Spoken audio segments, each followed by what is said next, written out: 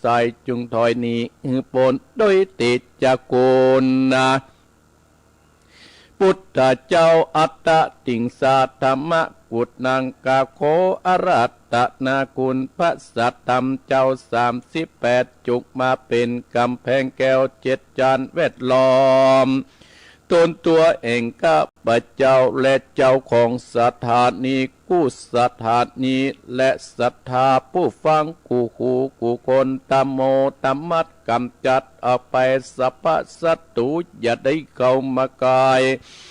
จักรวัติมณฑลที่อยู่ที่อาศัยจุงต่อยนี้หือปนโดยติจักคุณแห่งพระสัทธรรมเจ้า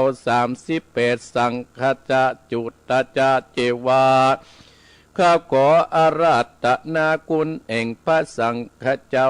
14จุกมาเป็นกำแพง7จานแวดล้อมตนตัวเองข้าพเจ้าและท่านผู้ฟังและเจ้าของสถานีกู้คู่กูคนสังโฆ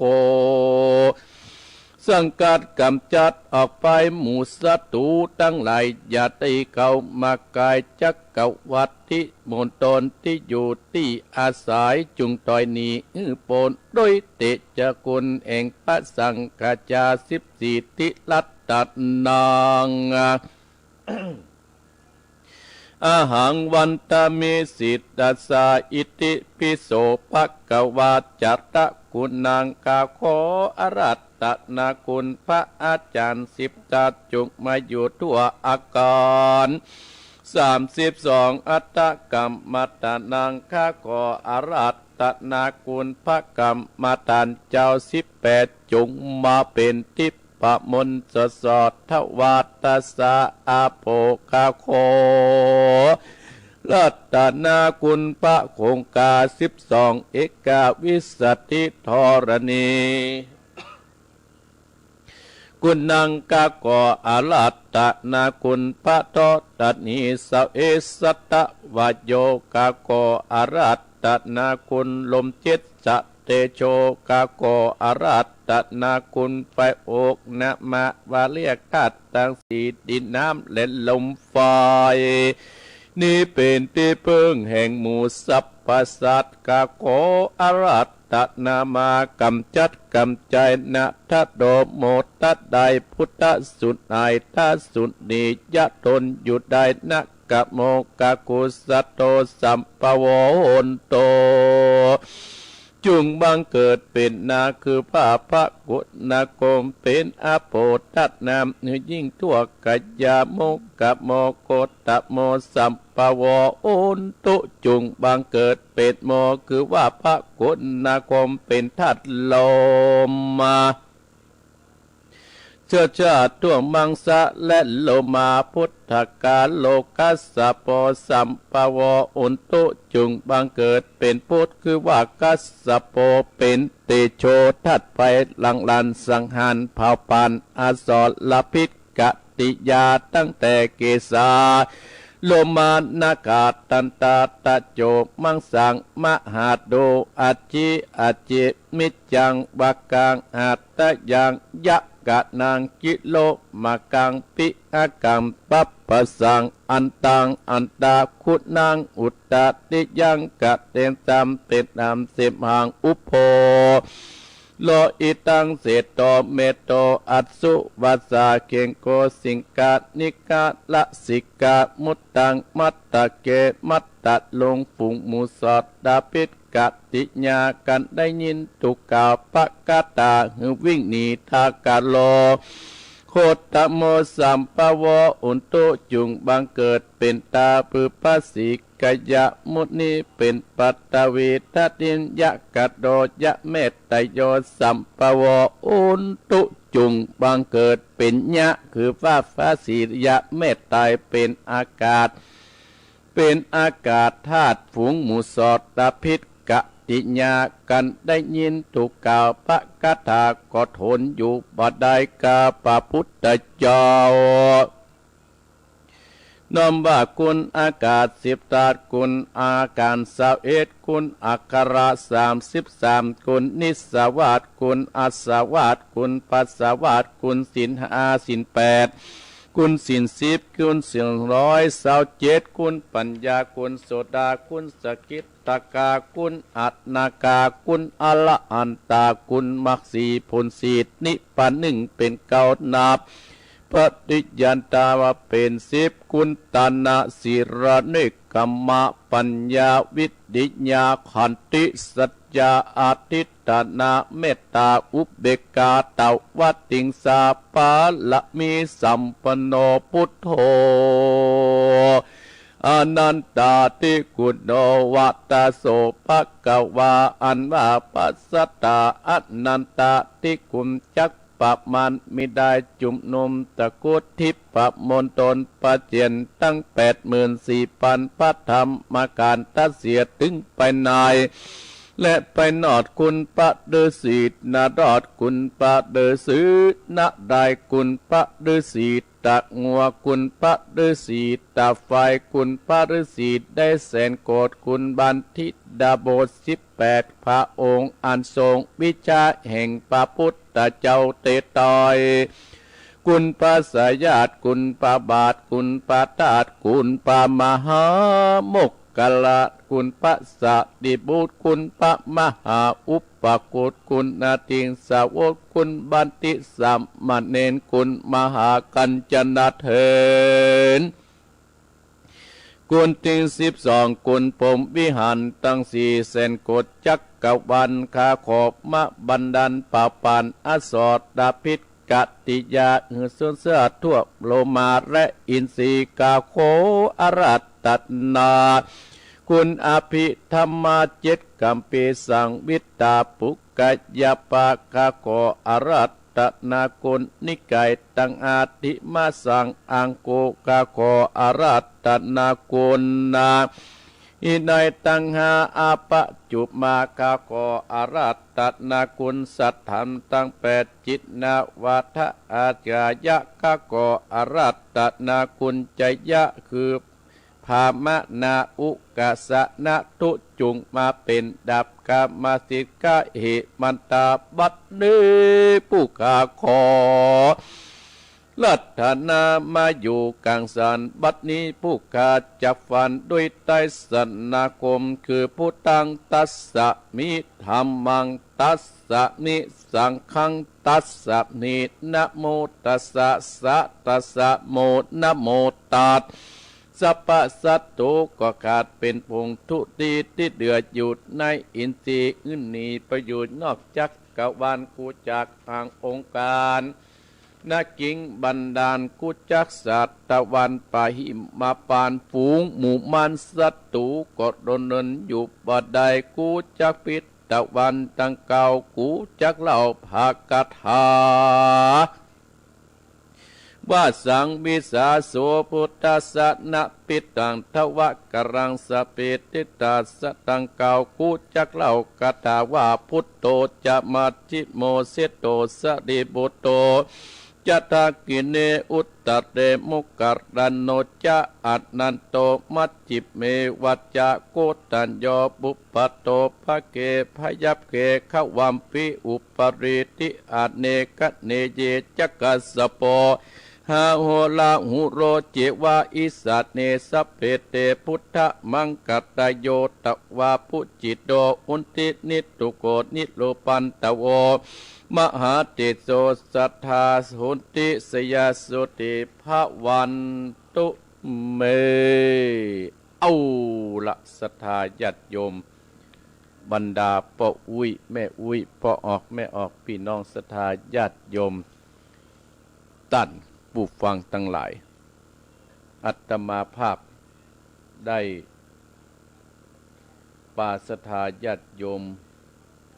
ได้ไหว้พระสวดพุทธกุลธรรมกุลสังฆกุลจบไปละศรัทธาการไหว้พระสวดมนต์นี่นะศรัทธาญาติโยมมันก็จะเป็นมงคลกับที่หลับที่นอนที่อยู่ที่กินของเฮาและก็จะเป็นมงคลกับตัวเก่าและก็จะเป็นการช่วยรักษาในด้านจิตใจให้เฮามีพลังขึ้นวันนี้ก็มาเป็นวันอาทิตย์ศรัทธาญาติโยมวันนี้อาตมาภาพมาเจ้ากว่าปกติจน เอาศรัทธาญาติโยมไว้พระสวดพุทธคุณธรรมคุณสังฆคุณสวดปารมี30 ทัศของครูบาเจ้าสิวิจัยนักบุญแห่งล้านนาตรสูตรกุลหลวงนั้นใจเวลาเศร้ากว่านาทีนะศรัทธาแล้วศรัทธาอานิสงส์แห่งการสวดมนต์นี่นะศรัทธาญาติโยมมันก็มีอานิสงส์ของการสวดมนต์เพื่อให้ศรัทธาญาติโยมได้ฮู้ได้รับทราบอานิสงส์แห่งการสวดมนต์ที่อาตมาภาพปาศรัทธาญาติโยมสวดทุกวันอาทิตย์นี้ 1. สวดมนต์ทุกวันเป็นมงคลแก่ตัวเองและครอบครัว 2. เป็นการบำเพ็ญภาวนาอย่างหนึ่ง 3. ทำให้จิตใจเฮาบังเกิดกุศลได้ง่าย 4. ทำให้ใจเฮาเนี่ยสงบสุข 5. เหมาะสำหรับการเตรียมตัวก่อนวิปัสสนากรรมฐาน 6. เป็นบุญที่ได้กล่าวคำศักดิ์สิทธิ์ที่พระพุทธเจ้าบัญญัติไว้ 7. สวดเหมือนเพื่อถวายเป็นพุทธบูชา 8. เพื่อป้องกันภัยพิบัติเพื่อป้องกันภัยพิบัติท่านทั้งหลาย 9. เพื่อความสำเร็จในสมบัติทั้งปวง 10. เพื่อให้ทุกข์ต่างๆมุดไป 11. เป็นการขจัดภัยต่างๆ 12. เป็นการบรรเทาความเจ็บปวดต่างๆที่เกิดขึ้นในตัวของเฮาศรัทธาอย่างข้อที่ 8 ท่านทั้งหลายป้องกันภัยพิบัติเกิดขึ้นมันมีเมื่อครั้งสมัยพุทธกาลนานมาแล้วท่านทั้งหลายที่เมืองไผ่สาลีนั่นน่ะที่เมืองไผ่สาลีเกิดโรคหาเกิดขึ้นเนี่ยท่านทั้งหลายก็ได้สร้างความเดือดร้อนให้กับเจ้าเมืองไผ่สาลีก็พระพุทธเจ้าเฮาก็ใจพระอานนท์เนี่ยพระพุทธเจ้าได้สวดมนต์ตั้งแต่พุทธคุณธรรมคุณสังฆคุณและก็ลวดลายใส่ในบัตรน้ำมนต์แล้วก็ใจพระอานนท์เนี่ยเอาไปโฮดเอาไปพึเอาไปผายทั่วเมืองไผ่สาลีเมืองไผ่สาลีที่เกิดความเดือดร้อนโรคภัยไข้เจ็บที่เฮาบ่พึงปรารถนาโรคหาเกิดขึ้นในเมืองไผ่สาลีก็มีฝนตกลงมาพัดเพเอาสิ่งสกปรกโสโครกนั้นไหลลงจากแม่น้ำไปเมืองไผ่สาลีก็ได้มีการสงบสุขเกิดขึ้นแห่งครั้งหนึ่งเนี่ยท่านทั้งหลายด้วยบทสวดที่พระพุทธเจ้าของเฮานั้นเปิ้นได้สวดในพุทธคุณธรรมคุณสังฆคุณแล้วก็ใจพระอานนท์เอาไปโฮดเอาไปพระเอาไปหายในเมืองไผ่สาลีเนี่ยนะมันมีแต่ครั้งพุทธกาลอย่างเช่นปัจจุบันเนี่ยท่านทั้งหลายแม้นว่าโลกเกิดขึ้นที่เฮาประพึงประสงค์มันก็มีเกิดขึ้นเฮาก็ยึดมั่นหลักคำสั่งสอนขององค์พระสัมมาสัมพุทธเจ้าของเฮานั้นเอาไว้ในจิตในใจและปฏิบัติไปตามที่ครูบาอาจารย์เพิ่นได้เคยปฏิบัติอาตมาภาพว่าโลกเฮาที่มันเกิดขึ้นปัจจุบันมันต้องหายสักวันหนึ่งด้วยความร่วมไม้ร่วมมือด้วยเดชะบุญกุลของพระพุทธเจ้าพระธรรมเจ้าพระสังฆเจ้าและกุลของพระพุทธเจ้ากุลของพระธรรมเจ้ากุลของพระสังฆเจ้าเนี่ยจะต้องโปรโภมรักษาอย่างต้านผู้ฟังรอถึงเจ้าของสถานีกู้คู่กู้หนแน่นอนถ้าเราเชื่อมั่นในสิ่งเหล่านี้ศรัทธาญาติโยมมาวันนี้อาตมาภาพวันนี้ก็จะได้เทศน้ำเทศธรรมเรื่องใหม่ศรัทธาญาติโยมข่าวเมื่อก่อนนั้นอาตมาภาพได้เทศน้ำเทศธรรมเรื่องกิษณางาจ้างจบไปศรัทธาญาติโยมจบไปเป็นที่เรียบร้อยแล้ววันนี้จะได้เอาทำเรื่องใหม่มาเทศให้ศรัทธาญาติโยมเป็นทำเรื่องใหม่แต่ศรัทธาญาติโยมท่านผู้ฟังอาจจะได้ฟังจากครูบาอาจารย์ตัวอื่นมาพ้องแล้วแต่เป็นเรื่องใหม่ของอาตมาภาพนั่นก็คือหมากเก้าหางสุโภมโมคะกุมารนางไข่ฟ้ามาเทศให้ศรัทธาญาติโยมเวลา5 โมงก่อนเนิ่นศรัทธาญาติโยมเนาะเจ้าภาพวันนี้ก็หมายมีร้านขายยาสันติสุขก็มีเจ้าของร้านขายยาสันติสุขเป็นเจ้าภาพและก็มีเจ้าภาพแห่งคนหนึ่งก็คือแม่เพนขาเตี้ยพร้อมด้วยลูกหลานตันเต้าเพื่อจักทำบุญอุทิศส่วนกุศลอานิสงส์แห่งพระธรรมเทศนาชื่อว่าหมากเก้าหางสุโภมโมคะ กุมารนางไข่ฟ้านั้นผูกที่หนึ่งตานไปฮื้อกับป้อน้อยปันแม่เงินจินาอิและนายอเด็กชัยกวินตานไปฮื้อกับป้อสนชัยชัยกวินที่บ้านเวียงหนองล่องเนื้อศรัทธาญาติโยมเพื่อเป็นเจ้าภาพเมื่ออาตมาภาพโดยมีร้านขายยาสันติสุขแห่งเจ้าภาพหนึ่งรวมกันในวันนี้ชื่อว่ามาเก้าแห่ง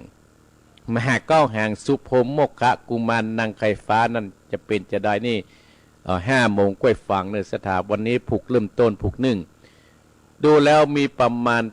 20กว่าผูกเนื้อศรัทธาญาติโยมไผจะเป็นเจ้าภาพเจ้าหากติดต่อมาหาอาตมาภาพได้มาแล้วศรัทธาญาติโยมวันนี้จักได้อู้ถึงเฮาทุกคนเกิดมาแล้วศรัทธาญาติโยมคนเฮาเกิดมาทุกคนนั้นจะต้องมีพ่อจะต้องมีแม่ต้องมีผู้มีพระคุณที่เลี้ยงดูเฮามากันกูคนพ่อแม่จะอยู่กับเฮาเมินหรือว่ามาเมินนั่นน่ะแล้วแต่ต้นทุนบุญกุศลที่ได้สร้างไว้จัดปางก่อนตั้งหลายบางคนก็บ่ได้หันหน้าแม่บางคนก็บ่ได้หันหน้าพ่อบางคนก็ได้อยู่กับพ่อกับแม่ถึงอายุ60 70 50ก็มีบางคนพ่อแม่เกิดมาได้7-8 วันพ่อแม่ก็ตายไปคนเฮาเนี่ยตั้งหลายมันเป็นธรรมดาของโลกญาติโยมบรรดาพ่ออุ้ยแม่อุ้ยพ่อออกแม่ออกพี่น้องศรัทธาญาติโยมจะไปฟังน้อยอกมองใจบางคนนั่นเกิดมาว่าโอ้เฮายังได้อยู่กับแม่เฮายังได้อยู่กับพ่อท่านทั้งหลายก็นึกถึงองค์พระสัมมาสัมพุทธเจ้าของเฮาใจสายสินทัตถะอังกะเกิดมาแม่เปิ้นเกิดมาได้7 วันแม่เพิ่นก็ตายไปยังบ่ได้ทดแทนพระคุณสักกรรมได้ไปอยู่กับแม่นางประชาโคตมีบุญท่านทั้งหลายเนี่ยท่านทั้งหลายแต่ท่านทั้งหลายคนเฮาแล้วจะต้องเป็นผู้ที่เป็นคนที่ประเสริฐเป็นคนที่ฮู้บุญคุณนั้นเฮาจะต้องตอบแทนพระคุณของพ่อแม่ของเฮาอยู่มี2 ประการท่านการที่เฮาฮู้ว่าเฮามีพ่อมีแม่เฮาก็ต้องฮู้กันตอบแทนคุณพระคุณพ่อคุณแม่แบ่งเป็น2 ช่วงด้วยกัน1เมื่อ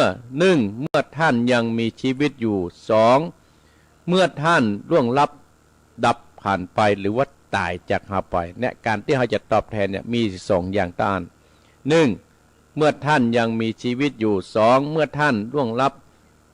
ไปแล้วหรือว่าตายไปแล้วการที่เฮาจะตอบแทนพระคุณเปิ้นมี2 ประการต้านการตอบแทนพระคุณของพ่อแม่นั้นท่านทั้งหลายยังอาตมาภาพได้อ้างอิงว่าเมื่อท่านยังมีชีวิตอยู่ก็ช่วยเหลือกิจการของท่าน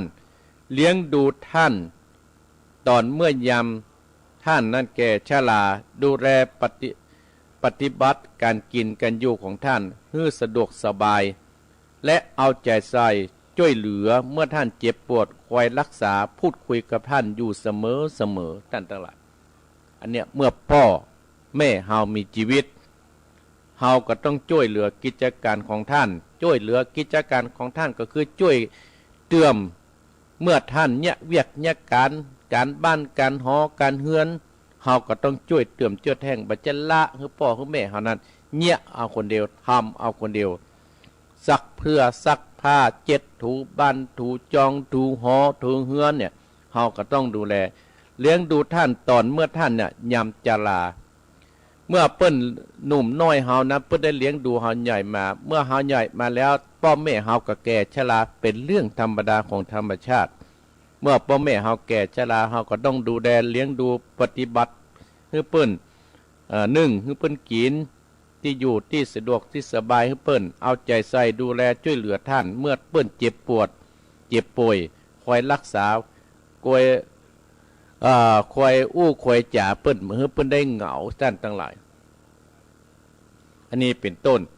2เมื่อท่านล่วงลับไปแล้วหมู่เฮาอันเป็นลูกเป็นหลานอันเป็นญาติอันเป็นเลนก็ดีก็จัดช่วยกันจัดวิศพให้ท่านและทำบุญอุทิศส่วนกุศลให้ท่านนั่นอย่างเสมอเช่นใส่บาตรทุกวันที่พ่อแม่เฮาตายไปภายใน7 วัน1 ครั้งก็ยังดีแล้วก็ตรวจน้ำอุทิศส่วนกุศลไปให้เปิ้น บ่จำเพาะว่าวันครบนั้นบ่จำเพาะคนนี้แม้ว่าเราจะตอบแทนพระคุณท่านเพียงแค่นี้ยังนับว่าเล็กน้อยเดียวนะท่านทั้งหลายเมื่อเปรียบเทียบกับที่เปิ้นได้เลี้ยงดูเฮามานั้นโอ้มันนักหนาปาป้านผู้ที่มีความที่ได้ช่วยเหลือเติมแท่งทำบุญแบบนี้คือเป็นคนที่มีความกตัญญูกตเวทีรู้จักคุณท่านอันนี้ตามหลักพระพุทธศาสนาของเฮานั้นเปิ้นได้สอนว่าเมื่อพ่อแม่เฮามีศีลเฮาก็พยายามจักนำท่านให้ไปให้มีศีลพ่อแม่เฮามีศีลนะเฮาก็พยายามจักนำท่านสองเมื่อท่านมามีศรัทธาเฮาก็จักนำไปในพระพุทธศาสนาก็คอยพยายามจักนำท่านให้ปีศรัทธาโดยเฮาเนี่ยได้ท่านทั้งหลายเปิ้นบ่เข้าวัดเข้าบาเฮาก็เสาะหาเทพนะเอาทุกเช้าไปเปิดให้เปิ้นฟังอ่านหนังสือให้เปิ้นอ่านนี่สามเมื่อท่านมาถึงพร้อมด้วยการเฮาก็พยายามจักนำท่านนั่นไปในการบริจาคเช่นป้าท่านไปทำบุญท่านทำบุญนี่มันก็เป็นบุญกับเฮาตัวนะสี่ท่านยังมามีสมาธิภาวนาเฮาพยายามจักนำทำสมาธิวิปัสสนาตามข้อวัดปฏิบัติต่างๆเพราะฉะนั้นการตั้งอยู่ในสถานการหื้อตานการรักษาศีลการทำสมาธิการภาวนาการฟังอ่านธรรมะเป็นต้นมันเป็นประโยชน์โดยตรงและเป็นประโยชน์อันยิ่งใหญ่แก่พ่อแม่ของเฮาผู้ที่ปฏิบัติแบบนี้เนี่ยพูดว่าเป็นเสบียงติดตัวไปในวัยข้างหน้าเป็นประโยชน์อย่างยิ่งเป็นหนทางเข้าสู่พระนิพพานเป็นต้นการที่เฮาได้ปฏิบัติกับพ่อกับแม่อย่างนี่นะท่านหลายบัณฑิตหรือว่าบัณฑิตนักปราชญ์ทั้งหลายเพิ่นว่าย่อมสรรเสริญว่าโลกนี้โลกเฮาละโลกนี้ไปย่อมเป็นเขาจะย่อมได้ไปเกิดสวรรค์ชั้นฟ้าได้บรรดาศรัทธาพ่ออุ้ยแม่อุ้ยลูกหลานตันเต้าว่าคนบุคคลผู้ใดฮื้อแม่เฮาก็ดีนั่งบนบ่าข้างหนึ่งได้ให้พ่อเฮานั่งบนบ่าแห่งข้างหนึ่งบุคคลสองคนเนี่ยมีอายุเป็น100 ปีได้ทำการคัดสีการอาบน้ำการบีบนวดให้แก่พ่อกับแม่เฮาถึงสอง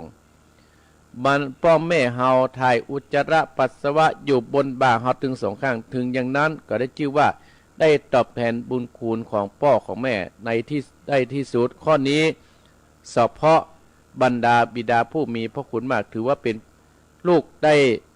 ทำการเติบโตเลี้ยงดูบุตรบ่สามารถชดใช้พระคุณได้หมดหรอกพี่น้องศรัทธาญาติโยมทั้งหลายท่านผู้ใดส่วนคนใดก็ตามพี่น้องพ่อแม่บ่มีศรัทธาเฮาก็ทำให้พ่อแม่เฮาเนี่ยมีศีลพ่อแม่ที่มีศีลเฮาก็คือมีศีลทำให้พ่อแม่เฮาเนี่ยเป็นคนขี้ขนี่เฮาก็ทำให้เพิ่นได้บริจาคข้าวกล้วยกล้วยจ่าเป็นต้นเนี่ยท่านทั้งหลายอันนี้เป็นข้อวัดปฏิบัติที่เราจะต้องนำพาพ่อนำพาแม่และเป็นบุญคุณที่เราจะช่วยเหลือพ่อช่วยเหลือแม่เราท่านทั้งหลายการฮืดตานี่มันไม่เป็นประโยชน์กับเนื้อกับตัวเราอาตมาหับเชื่อเนื้อศรัทธาญาติโยมถ้าไผ่ปฏิบัติดีย่อมได้ดีตลอดกาลแต่ต้องทำดีแต่นะศรัทธาญาติโยมทั้งหลายไม่ใช่ทำดีแค่วัน2 วันแต่ต้องทำดีแต่เราต้องทำเจื่อกรรมพ่อเจื่อกรรมแม่เจื่อกรรมผิดตายเจื่อกรรมครูบาอาจารย์ที่เพิ่นได้สั่งสอนเราไว้นี่มันก็จะเป็นบุญคุณกับศรัทธาญาติโยมบรรดาพ่ออุ้ยแม่อุ้ยพ่อออกแม่ออกของเราท่านผู้ฟังกูคนความหวังของพ่อแม่ของเราพ่อแม่เนี่ยจะหวังกับลูกกับหลานกูคนจะหวังน้อยหวังนักนั่นก็แล้วแต่ลูกเฮาจะหูตัวเอาอาตมาภาพจ้างได้ยินกำกรนะความหวังของพ่อของแม่มี3 ประการเพิ่นบอกว่ายามแก่เฒ่าหวังเจ้าเฝ้ารับใช้ยามป่วยไข้หวังเจ้าเฝ้ารักษาเมื่อถึงยามต้องตายวายชีวาหวังลูกช่วยปิดตาเมื่อสิ้นใจ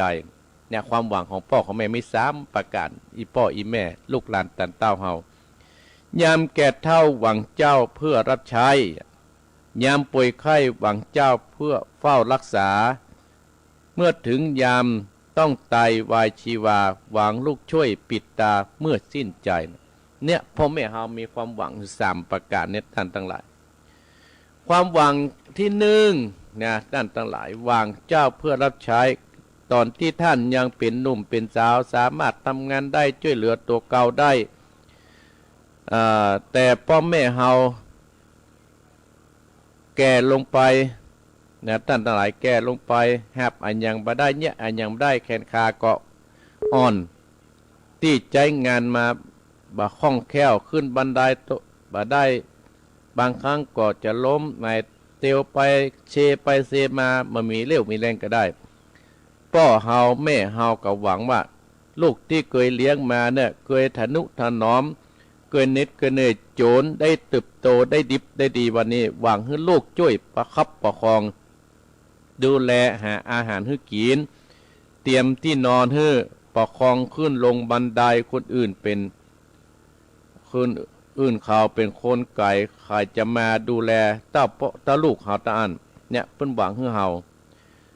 ลูกที่ยอดกตัญญูเนี่ยเพราะว่ามี5คนนะตั้งแต่ไรมี5คนด้วยกันมี5คนกันนะลูกที่ยอดกตัญญูในหนังสือธรรมะนะตั้งแต่ไรหวังที่2ความหวังที่2ยามป่วยไข้หวังเจ้าเฝ้ารักษานี่ก็กู้โคเนื้อที่พ่อแม่หวังที่ตั้งแต่ไรยามป่วยไข้เนี่ยหวังให้เจ้าเฝ้ารักษาคนเราทุกคนต้องป่วยเป็นเรื่องธรรมดาแม้พ่อแม่เฮาแก่เฒ่าเวลาเจ็บป่วยเขาจะดูแลภายจะพาไปหาหมอภายจะพาไปโรงพยาบาลภายจะป้อนข้าวป้อนน้ำฮื้อป้อนยาฮื้อคนแก่เวลาป่วยนั่นป่วยนี่พึงปึ้งตัวเองมาได้ขนาดยามีข้าวอยู่ใกล้ยังยิบใส่ปากมาได้ต้องรอฮื้อคนเอายาเอาน้ำใส่ปากใครก็ดีที่ทำหน้าที่ที่ดีสุดนั่นก็คือต้องลูกเฮาตาอันเนี่ยยามป่วยไข้หวังให้เจ้าฝากรักษาเนี่ยศรัทธาญาติโยมทั้งหลายอาตมาภาพโอ้หานลูกบางคนเนี่ยท่านทั้งหลายแต่ก่อนนี่พ่อแม่เลี้ยงดูมานะเลี้ยงดูมาพ่อแม่นะหาเจ้ากินข้ามเลี้ยงดูลูก5-6 คนส่งลูกห้ามลูกเฮียนมาอาตมาภาพก็หันและศรัทธาญาติโยมกึดถึงตัวอาตมาภาพเนี่ยได้ไปอยู่วัดก็เพราะว่าความยากจนแล้วก็ได้มาดูแลพ่อบ้านในบ้านป่าชีวิตก็ภาคภูมิใจเหมือนกันที่เฮาว่าได้ดูแลพ่อดูแลแม่เฮาผู้บังเกิดเกล้าของเฮาถ้าเฮามีพ่อถ้าเฮามีแม่เฮาคงจะมามีวันนี้ท่านทั้งหลายลูกบางคนเนี่ยท่านทั้งหลายได้ลงบ้านได้ไปเอาลูกเอาผัวละพ่อละแม่ไว้แล้วนะท่านทั้งหลายละพ่อละแม่ไว้โอ้พ่อแม่เจ็บก็มาพ่อป่วยก็มาพ่อเมาอยู่กับแห่มบ้านหนึ่งไม่ได้ดูแลพ่อดูแลแม่เต้าที่ควรบางคนนั้นละพ่อละแม่อยู่คนเดียวอาตมาภาพอ่านแล้วก็เป็นที่อินดูท่านทั้งหลาย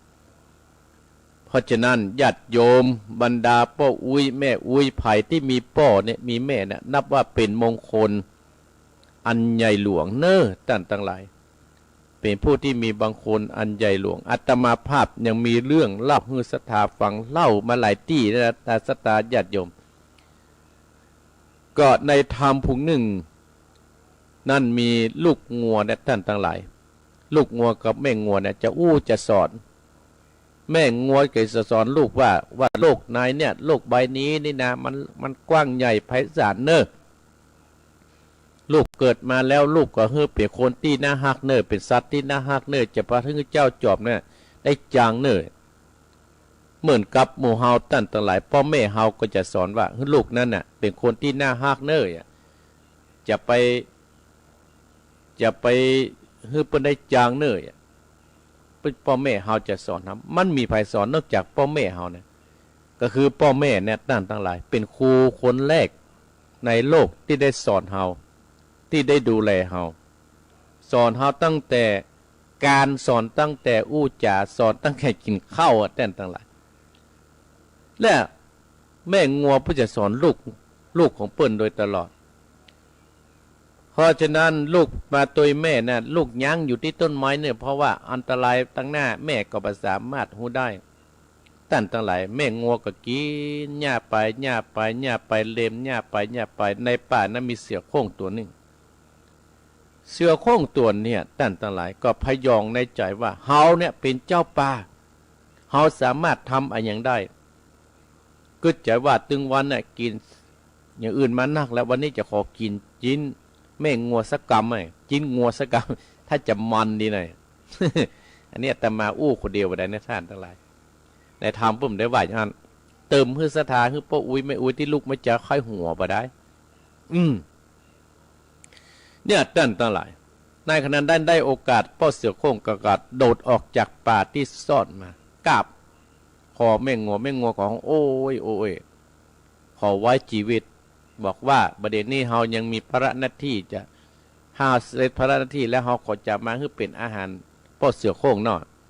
ได้สัจจะอธิษฐานว่าโอ้เฮาเนี่ยเป็นสัตว์ที่มีสัจจะนะกล่าวต่างๆผลสุดท้ายก็บ่เสือโคร่งปล่อยไม่งัวกับไปหัดที่ลูกเปิ้นที่กอไม้ตั้งต่างหลายก็อู้จะสอนลูกเปิ้นลูกงัวได้ยินจะอั้นตั้งต่างหลายบอกว่าแม่หยุดก่อนลูกขอไปตายทดแทนก้าน้ำนมแม่ไม่ลูกงัวก็อื่นกระลึกไปอยู่ที่ไปหาป้อเสือโคร่งด้วยความเป็นห่วงของแม่ตั้งทั้งหลายกว่าลูกได้รับอันตรายก็ตะก้นกันไปถึงเรื่องก็ว่าโอ้ฮับปิกมาแล้วเนอฮับปิกมาเป็นอาหารต้านแล้วลูกงัวกับว่าเฮาจะมาตายแทนทดแทนการน้ำนมของแม่เสี่ยวโค้งได้งี้นะโอ้กึดได้สติสัมปชัญญะขึ้นมาเกิดความอินดูสงสารแม่งัวก็มีสัจจะลูกงัวก็มีอันนี้ต้านทั้งหลายก็ได้มาได้ยินอย่างอี้แล้วก็เกิดความก็เลยป่วยเขาถึงส่งตัวขึ้นไปอยู่ด้วยกันก็บอกว่าก็ขึ้นไปรักษาคุณงามความดีของต้านไว้เนออันเนี้ยต้านทั้งหลายเนี่ยยามป่วยไข้หวังให้เจ้าเฝ้ารักษายามป้อแม่เฮาบ่สบายเฮาก็ช่วยดูแลป้อดูแลแม่เฮาคือเปิ้นน่ะหอมหายคือเปิ้นได้หายเจ็บหายปวดเพื่อไปอยู่กับเฮามันเมินเป็นต้นต้านทั้งหลายอันนี้อาตมาภาพได้ได้จ๋าศรัทธาญาติโยมได้สดับรับฟังในความหวังของพ่อของแม่แต่ละคนนั้นพ่อแม่เพื่อกับหวังกับลูกกับเต้าคู่คนนะหวังว่ายำแก่เท่าหวังเฝ้ารักษายำป่วยไข้หวังเจ้าเฝ้ารักษาที่อาตมาภาพได้นี่นะท่านทั้งหลายและก็ยามเมื่อต้องไตวายชีวาเนี่ยหวังช่วยปิดตาเมื่อพ่อแม่เขานะสิ้นใจบางคนนะโอ้ลูกอยู่ก่อยหรอ พ่อตายพ่ออยู่ต่างประเทศกับประเดี๋ยวซิมยิ่งกับตั้งตลาดประเดี๋ยวหอนะแต่ก่อนนี้ปุ่นปลอดภัยในประเดี๋ยวนี้ต้องไปช่วยเนี่ยเวียกเนี่ยการบางครั้งอยู่ต่างประเทศปุ่นได้ก็เอาเงินเอาทองส่งให้กับพ่อกับแม่หาตาอันโอ้กับศรัทธาญาติโยมมากับถึงตี4:45นะอาตมาภาพเข้ารายการตี3ประมาณ50 นาทีแต่เจ้าอันนี้ส่งแห่งการบำรุงป้อบำรุงแม่เนี่ยตั้งทั้งหลายมีอยู่10 ประการ1ทำให้ป้อแม่เฮาเนี่ยทำให้เฮาเนี่ยอันนี้ส่งการบำรุงป้อแม่นะทำให้ตัวเฮาเนี่ยเกิดกับตัวเฮาเนี่ย1ทำให้เฮาเนี่ยเป็นคนมีความอดทน2ทำให้เป็นคนมีสติรอบคอบ3ทำให้เป็นคนมีเหตุได้มีผล4ทำให้พ้นทุกข์พ้นภัย5ทำให้มีลาภโดยง่าย6ทำให้ขัดแคล้วภัยในยามคับขันมีเทวดามารักษา7ทำให้มีการยกย่องสรรเสริญมีความเจริญก้าวหน้า9มีลูกก็จะได้มีลูกที่ดีมีความกตัญญูบ่เกเร10ทำให้มีความสุขกายและสบายใจทำให้เป็นแบบอย่างอันดีแก่อนุชนรุ่นหลังต่อไป10 ประการตั้งทั้งหลายทำให้เฮาคนเฮาเนี่ยมีความอดทนการที่เฮาจะเนี่ยสักอย่างเนี่ยเฮาจะต้องเจออุปสรรคต่างๆนานาตั้งหลายการที่เฮาเลี้ยงพ่อเลี้ยงแม่เฮาก็ต้องมีความอดทนแม้นว่าจะอยู่ไกลก็ดีที่ไหนก็ดีบางครั้งก็โดนกำเดือดนี่เป็นเรื่องธรรมดาเนาะ2ทำให้ คนเฮาเนี่ยมีสติรอบคอบเนี่ยทำให้เฮาเนี่ยมีสติรอบคอบทำให้เฮาเนี่ยมีเฮาได้หูโอ้เฮาต้องใช้สติพิจารณาต่อไป3ทำให้คนเฮาเนี่ยมีเหตุผล4ทำให้เฮาพ้นทุกข์พ้นภัยในเวลาเกิดทุกข์เกิดภัยเกิดขึ้น6ทำให้คาดแคล้วปลอดภัยยามคับขันมีเทวดามารักษา7ทำให้มีการยกย่องสรรเสริญมีความเจริญก้าวหน้าก็จะคนตั้งหลายรอบข้างบ้านเหนือบ้านใต้เพื่อโอ้ลูกคนนั้นลูกคนนี้ยังมากตัญญูกตวิธีเนี่ยแล้วเฮาก็ยังมีความเจริญก้าวหน้าแน่นอนถ้าเฮามีลูกจะได้ลูกที่ดีมีกตัญญูบ่เกเร10ทำให้มีความสุขกายสบายใจทำให้เป็นแบบอย่างอันดีแก่ชนอนุชนรุ่นหลังท่านทั้งหลายอันนี้เป็นบุญที่เขาได้ทำไว้มี10ประการที่เขาได้ดูแลพ่อดูแลแม่นะศรัทธาญาติโยมเอาละศรัทธาญาติโยมอยู่กับศรัทธาญาติโยมมาโอ้ก็เดี๋ยวอาตมาภาพอาจจะได้ขอตัวไปเสาะดื่มน้ำอุ่นสักนิดเพราะว่าอากาศมันเย็นเป็นกัมเนาะศรัทธาญาติโยมเนาะเอาอาจจะได้เดี๋ยวอาตมาภาพจะเปิดสายช่วงหนึ่งก่อนแล้วก็จะปิกมาเข้าตีห้าแห่งกรรมเนาะปีเข้าไปเข้าตีห้าแห่งกรรมภายที่จะโทรมาก็โทรมาเตรียมได้เนอะศรัทธาญาติโยมนะช่วงแรกนี่นะรับสายสักกรรมแล้วเราก็จะได้ขอเวลาศรัทธาสักพักดื่มน้ำสักเล็กสักน้อยสัก3 นาทีเนาะศรัทธาญาติโยมเนาะแต่ประเด็นนี้ก็จะเปิดสายให้ศรัทธาญาติโยมเสียก่อนเนาะโทรมาที่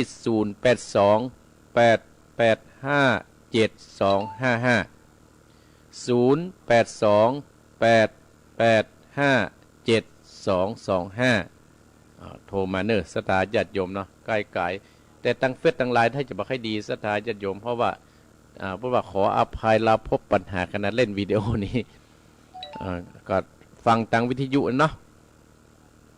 ดีนะเสียงมันยังดีอยู่ด้านตั้งหลาย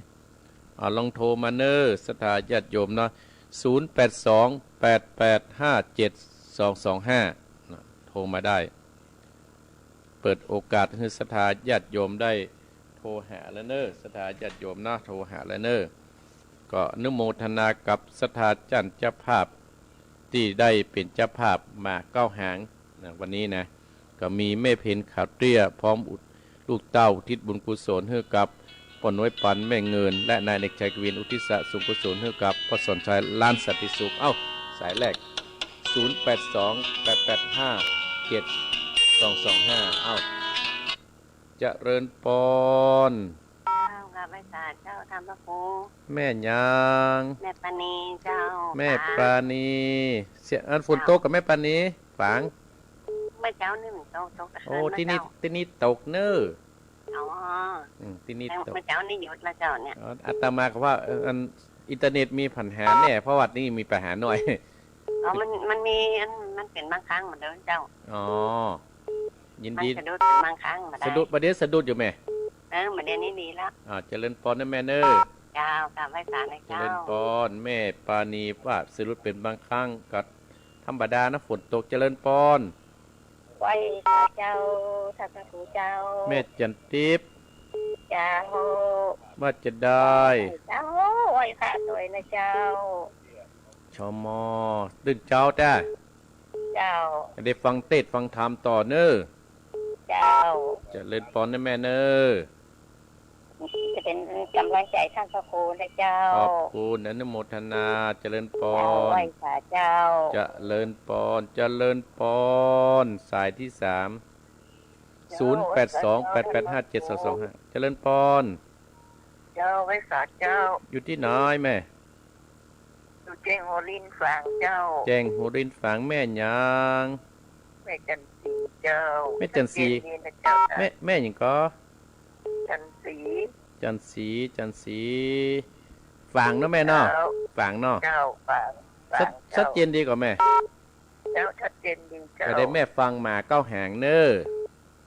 เจ้าจะเลินปอนนะแม่เนอแม่จันสีเจ้าจะเลินปอนสายที่สี่เจริญปอน จากไร่สาเจ้าท่านพระครูแม่ยางแม่สีทอนเจ้าแม่สีทอนว่าจะได้ฟังแต่เจ้าแล้วเนอะชัดเจนดีเนอะเดี๋ยวฟังทำต่อนะแม่เนอโอ้ปันนี้ฝั่งมันนักเนี่ยเจ้าจะเลินปอนนะแม่เนอเจ้าจะเลินปอนจะเลินปอนแม่สีทอนชัยประการทั้งฝั่งมันนักจะเลินปอนที่ไหนไปขาเจ้าที่ไหนเก่งแหบเนอะนี่แม่แก้วบ้านมะกอกอำเภอประสานจังหวัดลำพูนนะเจ้าแม่แก้วบ้านมะกอกแต่หมู่บ้านนี้ไก่จังหวัดสระบุรีเจ้าอ๋อแม่ฟังแต่เจ้ามานะแม่เนาะเจ้านี่อาจารย์คือวรนาถเทพเจ้าแม่นักกา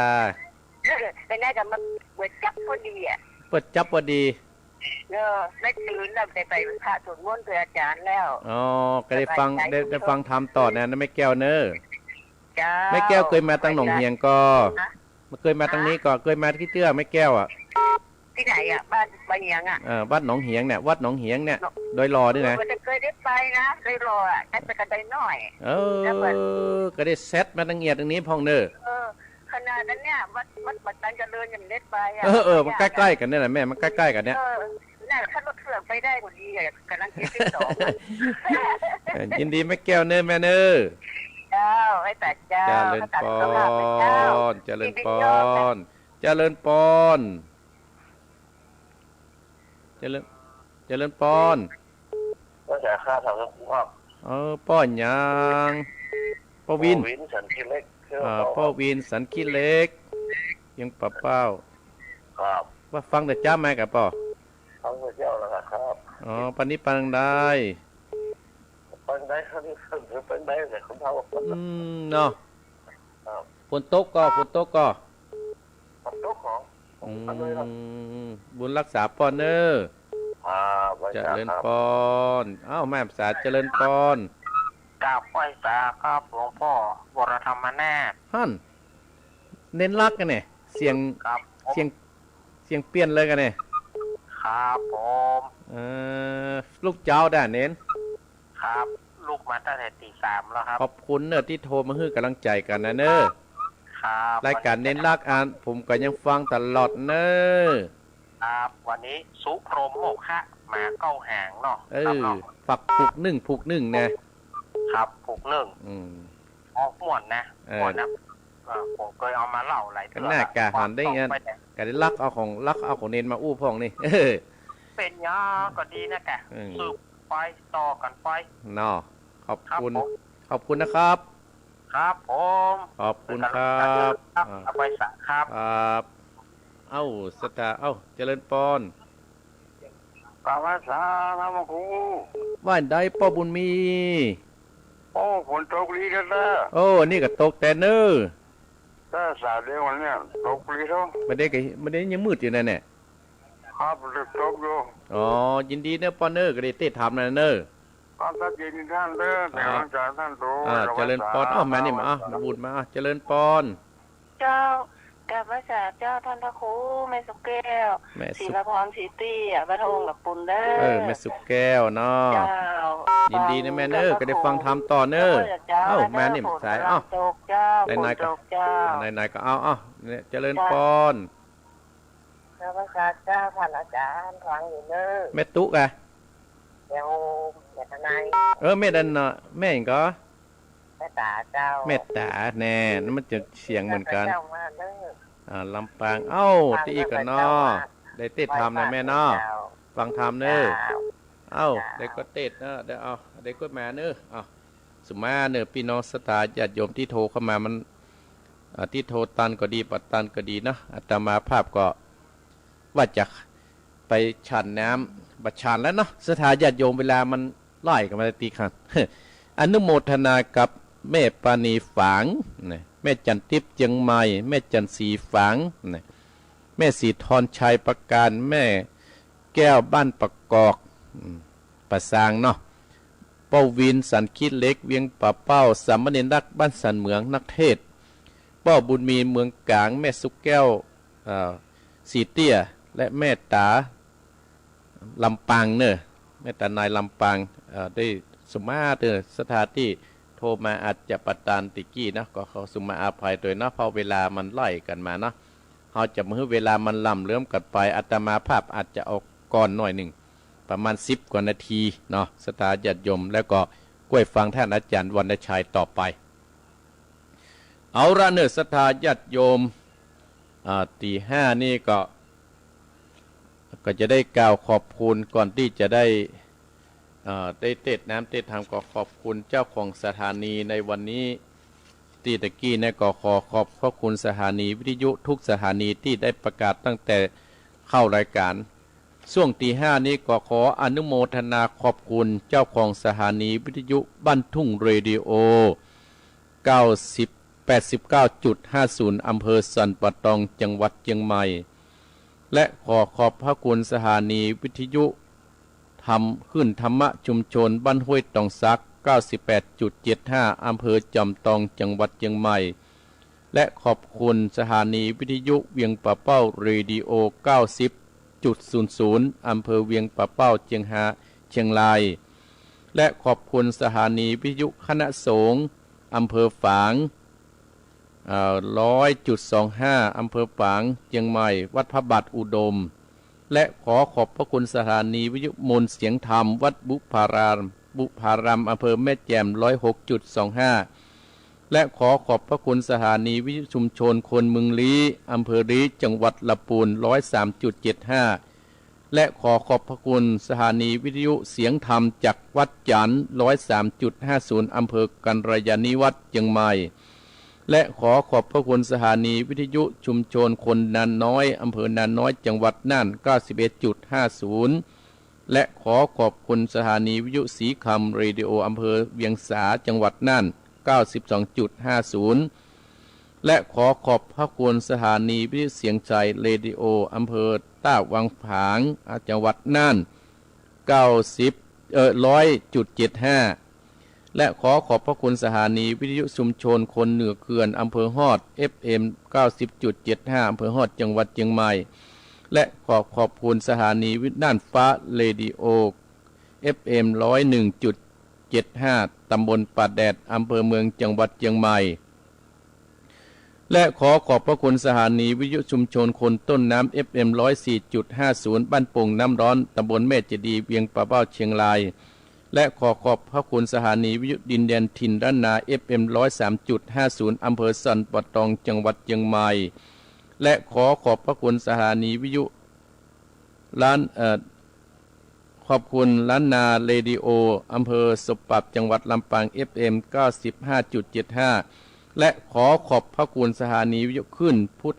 พระพุทธศาสนาการศึกษาวัฒนธรรมวัดไฟหินFM 104.50 วัดไผ่หินจังหวัดเชียงใหม่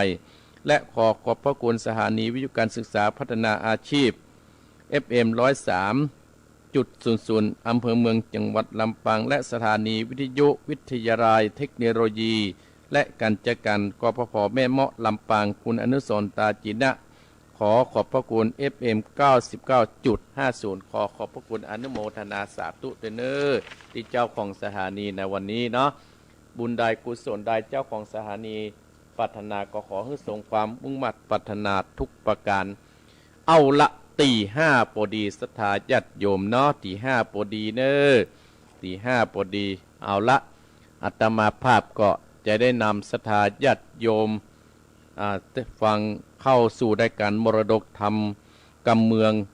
โดยวันนี้ธรรมกำเมืองชื่อว่าหมาเก้าหาง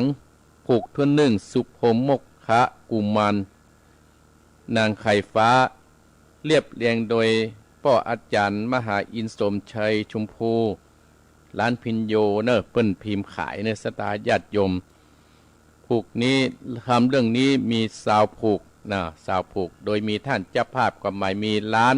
ขายยาสันติสุขและแม่เพนขาเตี้ยพร้อมด้วยลูกเต้าได้ทำบุญอุทิศส่งกุศลให้กับพ่อน้อยปัน แม่เงินจินาอิและนายอเดกชัยกวิน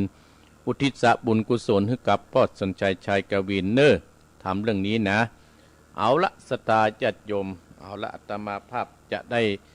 ป่าศรัทธาก่อนที่จะได้เทศธรรมนี่ป่าศรัทธาไหว้พระเสียก่อนนะคนที่เพิ่งลุกไหวเนาะคนที่ลุกไหวเนิดพากันไหว้พระกันเนิดแล้วป่าไหว้พระแล้วอาตมาภาพก็จะได้เทศธรรมฮือศรัทธาเนาะกับพระเนิดคนที่ลุกตีห้านะ คนที่ลุกตีห้ากับพระเนิดกับหนึ่งกับสองกับสามเอาเมื่อกลับเรียบร้อยแล้ว ก็เอาจะปาอีพ่ออีแม่ไหว้พระเสียก่อนแล้วก็จะเทศธรรมเนาะเป็นแบบเบ้าโบราณเนาะกลับเรียบร้อยแล้วเนาะเอาว่าพร้อมกันเน้ออะระหังสัมมาสัมพุทโธภะคะวาพุทธังภะคะวันตังอภิวาเทมิกราบสวะคาโตภะคะวะตาธัมโมธัมมังนัมมัสสามิกราบสุปฏิปันโนภะคะวะโตสาวกสังโฆสังฆังนัมมามิกราบต่อไปสุดปารมีเก้าจานของครูบาเจ้าศรีวิจัยเนี่ยนี่สูตรที่เปิ้นฮับตังหลีเนาะแม่ทองค่ะเนอะเอาตั้งใจเนอะนะโมตัสสะภะคะวะโตอะระหะโตสัมมาสัมพุทธัสสะนะโมตัสสะภะคะวะโตอะระหะโตสัมมาสัมพุทธัสสะนะโมตัสสะภะคะวะโตอะระหะโตสัมมาสัมพุทธัสสะสาธุสาธุปะปัญญาปัตตมีสัมทิตาสาธุปะปัญญาปัตตมีวัดเวทดอมบิดนิยปัตตมีอ้อมล้อมเหล่าบางเดศิระปัตตมีบางออกดาบเมตตาปาลามีผับเปตังปืนตานะปัตตมีเป็นปืนตังต่ออุเบกขาปัตตมีก็เป็นเบียงสัจจะปัตตมีเวทระวังดีเป็นไม่เต้าคันตีปัตตมีกายเป็นออกดาบบางหน้าไม้และปืนไฟทิฏฐานะปารมีปับไปจุแห่งแข่งแรงปับหมู่มันปีสังไปเปกทุกดับเอ็ดนางทอตานีอัศจรรย์เสือเหมือนปันอยู่กว้างน้ำนาทีกว้างต่อกว้างแตกตีฟองนานองนานอกเป็นเขาตอกดอกไม้มาปูจาพระเก่นใจสตานพระพุทธังเลยจุงมาไปโปรดจุงมาอนุญาตโปรดปุกาเตดิลีแม่ทอดานีออกมาดิดมวยผมอยู่ข้างธาตุจังไรขัดขงาสับพ้นดินพ้นนำนาทีลงปะไปก็อับตับเต้าปะยามันเอาอาปุ่นกลัวไปยกมือตุนหัวสิกาวผู้ข้านี้ชื่อว่าเป็นลูกศิษย์พระพุทธเจ้าตนมีบุญสุมปันอันมากพระพุทธเจ้าจริงตั้งพระปัญญาปัตตมีไว้กาจานตั้งไว้ตั้งหน้าก็ได้กาจานตั้งไว้ตั้งหลังก็ได้กาจานตั้งแต่หัวถึงตีนก็ได้กาจานตั้งแต่ตีนถึงหัวก็ได้กาจานเส้นวาดลูกปืนจักมาเสมอเหมือนปนเส้นอากระจักบอกมาเกาดอยข้าพระเจ้าก็ได้ไว้ว่าพุทธกุฎนางธรรมะกุฎนางสังฆกุฎนางพุทธอินตาธรรมะอินตาสังฆอินตาสะเมธธรณีผู้อยู่เหนือน้ำอยู่กลางแผ่นดินกันกัลเนเกิดเติงยังกุณปะปิตากุณปะบรรดากุณบุบาอาจารย์กุณปะแก้วเจ้าตังสัมปะการคือกุณปะพุทธังกุณปะธรรมังกุณปะสังฆังกุณแดดกุณฝนกุณน้ำกุณลมกุณไฟกุณกุราชเจ้าก็ดีกุณปะเจ้าตนเผาวนาก็ดีกุณนางอุตลาก็ดีกุณปะเจเจ้าก็ดีกุณแม่ตอดนีเจ้าก็ดีจุงมาอยู่กำนาและกำลังยังตนตัวเองข้าพเจ้าและท่านผู้ฟังจุคนและเจ้าของสถานี กู้คนในวันนี้ยำนี้แต่ดีเดชเตอพุทโธพุทธังรักษาธัมโมธัมมังรักษาสังโฆสังฆังรักษาพุทโธพุทธังอะระหังธัมโมธัมมังอะระหังสังโฆสังฆังอะระหังพุทโธพุทธังกันหาธัมโมธัมมังกันหาสังโฆสังฆังกันหาพุทโธปกธัมมังปิดสังฆังมิตรอายุวันโนสุขังปะลังเอาละศรัทธาญาติโยมอาตมาภาพได้นำศรัทธาญาติโยมไหว้พระและสวดปารมีเก้าจานของครูบาเจ้าศิวิจัยเรียบร้อยเพื่อเอาอกเอาใจศรัทธาใส่ใต้แห่งกรรมเนาะเพื่อเพื่อลูกขวายปามปอสถานีเพื่อไทยทอดขวายละ เอาละเน้อตั้งอกตั้งใจเน้อเจ้าภาพตั้งใจเน้อแม่เพนร้านสันติสุขตั้งอกตั้งใจเน้อชื่อว่าหมาเก้าหางผูกทวนหนึ่งสุภมกขะกุมารนางไฟฟ้าผูกทวนหนึ่งจะขึ้นแล้วเน้อจะขึ้นแล้วศรัทธาญาติโยมตั้งอกตั้งใจณบัดนี้ลักยาวเลยบ่พักแล้วนะศรัทธาญาติโยมเนาะเอาตั้งอกตั้งใจณบัดนี้เน้อนะโมตัสสะภะคะวะโตอะระหะโตสัมมาสัมพุทธัสสะเอกัสสะเมงกินดาสะมะเยอิตังสัตตาเตตาวันเนวิอัลลันโตมาตุลานากะลังอัลลัมปากาเทเสเตสันตะวดุลานสามปนเดสาตั้งหลายตั้งยิงใจตนนาปะกันอยู่ตาฟังธรรมจากสาสาธานิวิตโยกุสาตานิจุงจำได้แต่ตนติด10 สอนถึงไปยังจะดอกนิยายจัดก่อนเองปาโปตตาเจ้ายอดเจียงจีเพื่อทั้งแถมปัดละมีกวางปาปุนตาตังสากรดับอาวรทุกโศกพ้นจากโอกาสงสารถึงนิพพานเวียงแก้วปืนติดแล้วไปโลนกิจลาดดังโหเฮาจักอุมานิสัยปังเมื่อพาไทยสับปัญโยตนเป็นคุณนำโลกนำทุกโศกมองกีสำลันยังจอดในอารามยอดจิวาเจตวันนะอารามอันเรื่องงามบ่อปอนอยู่นอกบ่อนเมืองสาวัตถี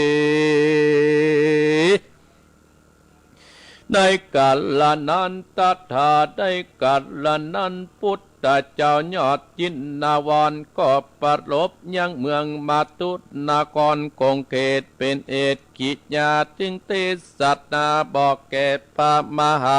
กัสสปะเต็นเจ้าปืนปตันกับพระโมกขลานาตนนะมหาอนันตาตนสลัดสเดียวปัญญาเดียวปุญมาเป็นยอดอุปตากปตตสปนกับปะมะอาอนุลาตาตนจบจอดตัดตีบนอดเล่งไปติไกและกายเสียงก้อยจุบไปตั้งพิกุลายมวนโมอันนั่งอยู่ได้ลงตามพระองค์กำเป็นเจ้าจริงตั้งเอาเตสัตนาวัดดังนี้พิกเวดุลาพิกุตั้งหลายอันเปินนะสายลิญญาจาดเจือนนักปัดทะลงยานมูนนั้นล่วงแล้วปางเมื่อตนแก้วจิวาโคตัญญาสัพปัญโยตนเป็นคู่แก่โลกดับทุกโศกมองกีดนำสัตว์โลกกีดไล่ลาดพ้นจากโอกาสงสารกับพระนิพพานไปแล้วศาสนาแก้วพระมุนียังตั้งไว้บ่อ่อนได้สุดอายกับพระอรหันตาตั้งหลายตนวิเศษดับกิเลสไอโอนตั้งพิคุตนน้อยใหญ่ค่อยกองตามมิจะนำมาผ่อนเมื่อก่อนเดิมอ่อนศาสนาจินนาวรปิ่นเก่าบอดโศกเศร้ามองสีลุ่งเรื่องดีแผ่กว้างในโคงเขตห้างจังนานาตะทาในกัดดันเนาวิ บาเก่าหลายจัดมาเป็นใจกำปาทุกสุขเศร้านัดนำทั้งสองคนพ่อแม่ทุกนาแก่ถนัดใจสืบใส่วงไอคิดไล่ตั้งแต่ไถเดิมมาตั้งแต่อยู่ตุบน้อยคาเกาะย่อยลุดลายนอกเวียงใจใหญ่กว้างอันนี้ชื่ออัดอ่างเมืองมัตตุรานาครเองพระผู้บอนมัตตุราชเจ้ามีปราสาทยังไกลเอาเกิดมานานแต่ใส่นับอ่านได้7 วันแม่จอมกวนเป็นเจ้าก็มีปัญญาตมาเบียดขีดับอินทรีย์ความนาและนาเป็นคนกำปาตั้งแดงพ่อก็พอเฝ้าเลี้ยงลูกเต้าเดียวใดตุกกลับมาสำคอนตัวนั้นตัวมาใจอนาตาผู้เป็นพ่อเลี้ยงลูกน้อยหนอตามเมถึงยามดีมาก้อยก็ใส่ชื่อใส่ตกปานแก่เจ้าจอมกวนจะยอดใจใส่ชื่อว่าสุโภมโมคะ กุมารว่าอันโสโอตุกกตาโพธิโสว่าพ่อแม่เองเจ้านอนนาอยากไรอันนาตาก็คุณหน้าแปลกกวางบ่อาจอ้างเบียดขี่บ่ละวีตีไล่ยังสัตว์หน่วยใหญ่ลงลานเต้าโกงไก่ข้ามเจ้าเลี้ยงลูกเต้าตามมื่นนานำแต่ใส่ก็มีมาแม่ใหญ่อาศัยที่กายเลี้ยงไว้ตามนี้กัดนานามาดีแต่เล่าหูจักกำตัวเข้าดงดำเถื่อนตองเพื่ออ้องดงดานปอบาดนันแต่ใส่มันก็เกิดลูกติดตัวเดียวสองตาเขียวดูรากมีอักเลือดลายเป็นเก้าห่างไม้เป็นแก่นขุนมันแม่นเหมือนคนมีงามดีกำปอดพับทอกะยาเกิดมาก็เอ็ดนับอันใด7 วันแม่มันก็ตายไปลูกกำปามาวนโสปุกโรโสบุสุพมโมคะกุมาโลอันว่าเจ้าสุพมโมคะกุมารอ่อนน้อยยอดซอยมะหมุดนี้กำเลื่อนดีขึ้นใหญ่เตี้ยวไตไปมาก็มาฮักยังมาน้อยเก้าห่างโดดนี้เป็นสะอายกุเล่นบอกเป็นอันจะเสียการกินหัวมันลูกไม้ของเลี้ยงทรายอันใดเจ้าก็มีใจจุมจื่นกับบิ๊กปานยื่นปานแก่เจ้ามาดนานนาเอามากอดนอนในย้ำกัดลาเตี้ยวไตบอกไก่และไก่กอบป้ามาเทียมใจตัวน้อยเป็นกุหอยไปปันต่างฮักแปงอ่างคองเกิดร่วมต้องแม่เดียวกันมาถึงได้วันประคาขวบเขาอายุได้7 ปี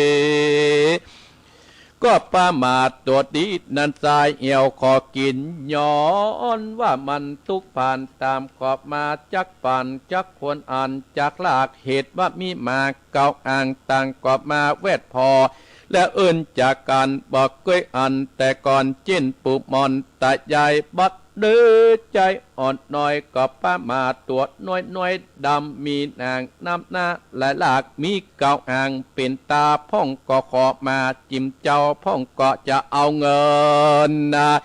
มาคำแลกสื่อไปตามเจ้าใส่ใจอ่อนน้อยก็บ่ปล่อยวังปานแม่นจากฮือเป็นคำเงินหมื่นเจ้าก็บ่ยื่นปันไปว่ามาเทียมใจเองคาเป็นลูกกำปาเหมือนกันแม่มันตายจากแม่ข้าก็ตายความบายขอได้หรือเสื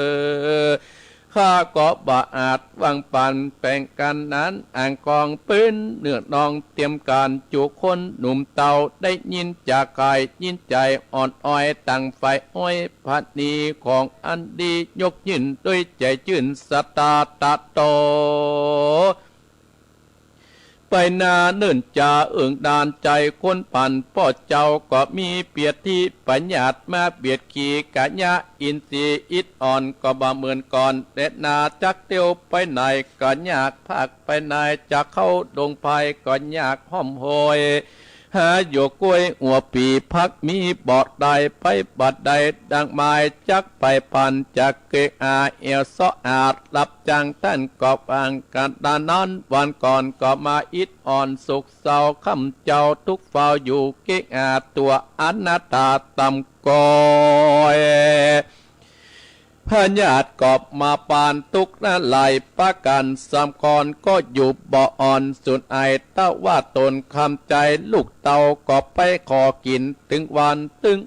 อันว่าสุโภมโมคะกุมารอ่อนน้อยเจ้ายอดซอยบุญกวางกอบป้ามาก้าวอ่างเตียวต้องไปสู่ห้องเกหาแห่งคนตั้งหลายน้อยใหญ่ตั้งไก่และไก่ขอปัจจัยกำงามตั้งเครื่องใจอาหารของข้าวเสื้อผ้าตามใจไปยอปานปิดนิรันดร์บอกกาดเจ้าโอดดาใจเลี้ยงพ่อด้วยใจหมอดยินดีมุนหลายปีอายุได้15พญาติพ่อเจ้าก็จิ้งกะเรือเก่าประมาณใจคนปานพ่อเจ้าก็แจ้งตอดในตนว่าจักเป็นคนยินอยากเลี้ยงเจ้าผาตายไปละบุตตาลูกกำปาทุกสงกามองกีวัดที่บอกเล่าวัดดุลาลูกเต่าเฮยตั้งแต่นี้ไปนานเนื่นจะนานอายุเองพ่อนี้บ่อาจอยู่ยาวไปจักตายมุยมังลักขวังบุตตาตามธรรมบาดาลูกตายบ่เว้นไว้ใส่ใจลูกน้อยอย่ามองต่ำคอยนำนาขอพ่อกันว่าพ่อตายไปชีวิตขาดวันใดลูกจะใจเก่าอูคนเขาได้งูยิ่งใจใหญ่กว้างค่อยคิดยาจักปากันมามักเตามาช่วยส่งสักการเฮาบ่มีอาหารหมากเมียงจักเลี้ยงหมูเขาเหตุว่าเฮาเป็นคนตกเกืองกาอนาตาลำยิ่งก็บ่มีสิ่งของอันใดจุงแปลงใจตั้งมานโอดเกิดยันโส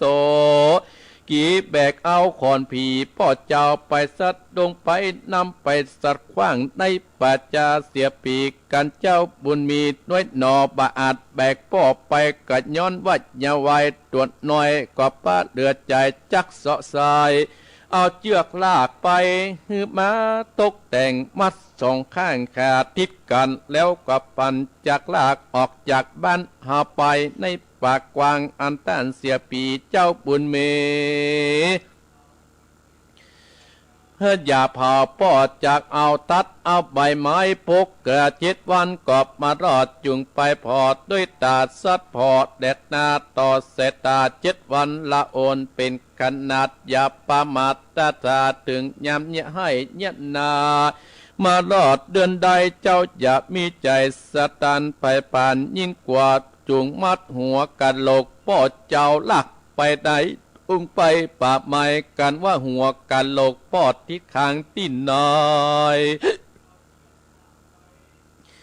ในดงดำเถื่อนกองประเทศต้องเด่นใดเจ้าใส่ใจกำปาจะได้จะลาลอจุงแดนตายยังให้นาติอันสมจังพาประการใจคนผ่านเก่าแล้วยังลูกน้อยสุดไปก็ดับจิตใจจากเมืองคนละลูกโตนลูกเต้าทุกหมายเอาเดียวใดคำใจสุขดอดทมตองน้ำตัดนองบะเอือดเป็นดังสายเลือดหลายอดใจตั้งอยู่เนี่ยตามกำพ่ออุจุปการอันว่าสุปมโมกะกุมันกำปาตุกอาบไม้เมาวนอยู่เฮือนตนที่เก่าบอดนี้เล่าไปไหนเพราะบ่มีเปื้อนวงไวพี่น้องอยู่เต้ากับมาดน้อยเก่าห่างและนา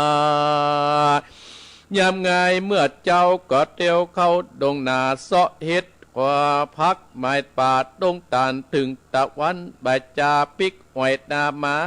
นาก็ไปแลกเป็นอาหารกันคนไก่และไก่สั่งให้นั้นลงลานตามใจอ่อนน้อยก็เกิดถึงกรรมอูของพ่อเจ้าสั่งไว้ก่อนจะตายก็ไปสู่ที่ปัจจาอันจุดที่กลับไว้พ่อกุณนาจักปัดทงอันใหญ่จักเลือกลากบัดเดียว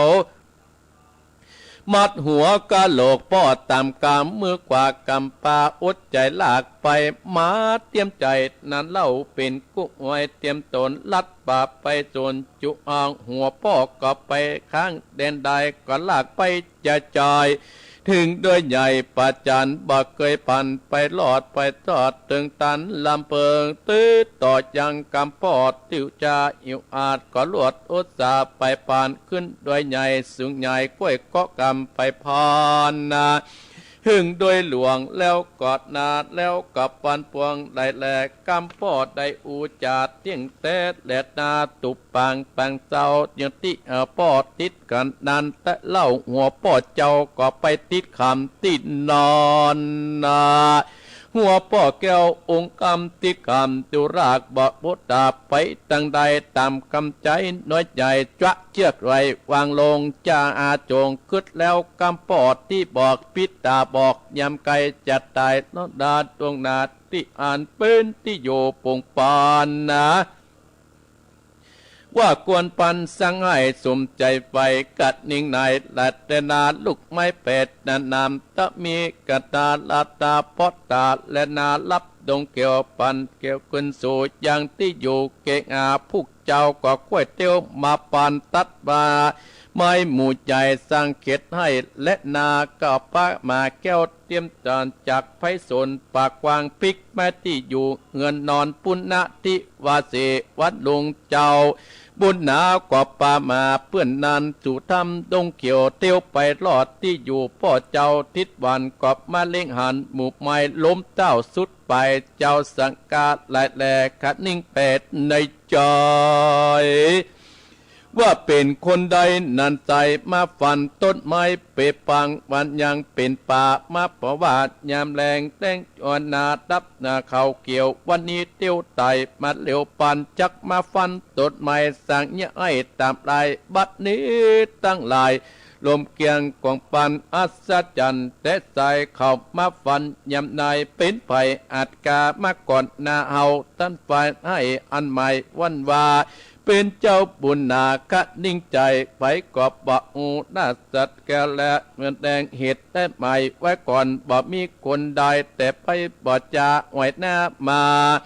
ไม่กลับมารมเต้ากับปกแฝงแต่งเต้าตัวงาตามนี้ตั้งสาดีเข้าโพดขับปางจุปาการเจ้ากุมารกึดแล้วกัดแก้วดวงตันเตือนดานมาสู่ที่อยู่เงินตนกันละกวนนาเจ้าบุญกวางกอบป่ามาเก้าอ่างเป็นกู้ไปสู่ตรงไป